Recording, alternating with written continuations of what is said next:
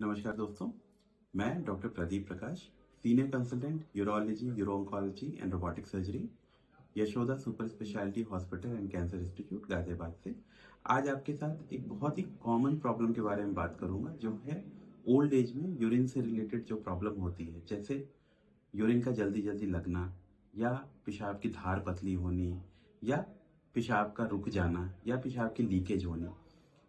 इन सारी चीजों का जो सबसे कॉमन कारण है ओल्ड एज में, खास पुरुषों में, वो है बीपीएच, जिसका पूरा नाम है बिनाइन प्रोस्टेटिक हाइपरप्लेजिया। मतलब अगर कॉमन लैंग्वेज में बोलें तो इसका मतलब होता है ओल्ड एज में प्रोस्टेट का साइज बढ़ जाना, जिसकी वजह से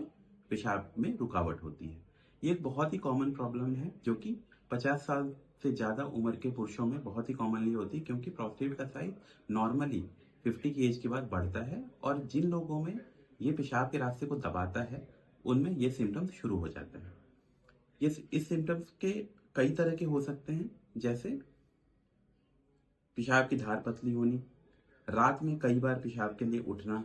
पेशाब जल्दी जल्दी लगना या होल्ड नहीं कर पाना, या कई बार जब रुकावट ज्यादा होती है तो पेशाब पूरी तरह से रुक भी जाता है और यूरिन का पाइप लगाने की जरूरत पड़ सकती है।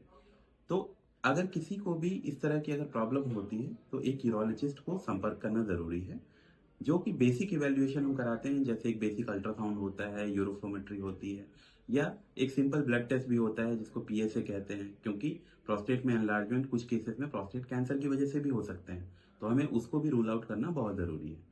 और इन सारी इवेल्युएशन के बाद इसका ट्रीटमेंट बहुत ही ईजी होता है, जो कि 80% केसेस में ये दवाइयों से ही ठीक हो जाता है, और पेशेंट को किसी भी तरह की सर्जरी की रिक्वायरमेंट नहीं पड़ती है। पर कुछ केसेस में, करीब 20% केसेस में, जिनमें रुकावट बहुत ज्यादा होती है या दवाइयां फेल हो जाती हैं, या जिनमें प्रोस्टेट कैंसर की संभावना होती है, ऐसे मरीजों में सर्जरी की रिक्वायरमेंट पड़ती है। और इसकी जो सर्जरी भी होती है वो भी बहुत कॉम्प्लिकेटेड नहीं होती है। ये मोस्टली जो बीपीएच की सर्जरी होती है वो एंडोस्कोपिक सर्जरी होती है, जो कि यूरिन के रास्ते से ही हो जाती है, बिना चीरे का ये ऑपरेशन होता है, और पेशेंट यूजुअली पूरी तरह से ठीक होकर दूसरे या तीसरे दिन अपने घर चला जाता है। तो अगर किसी भी ओल्ड एज के पेशेंट को अगर इस तरह की प्रॉब्लम अगर हो रही है, तो इस बारे में बिना किसी से शर्माए या बिना किसी से हेजिटेट किए हुए आप किसी यूरोलॉजिस्ट को संपर्क करके इसका पूरा इवेल्युएशन करवाइए और अपना ट्रीटमेंट करवाइए। धन्यवाद।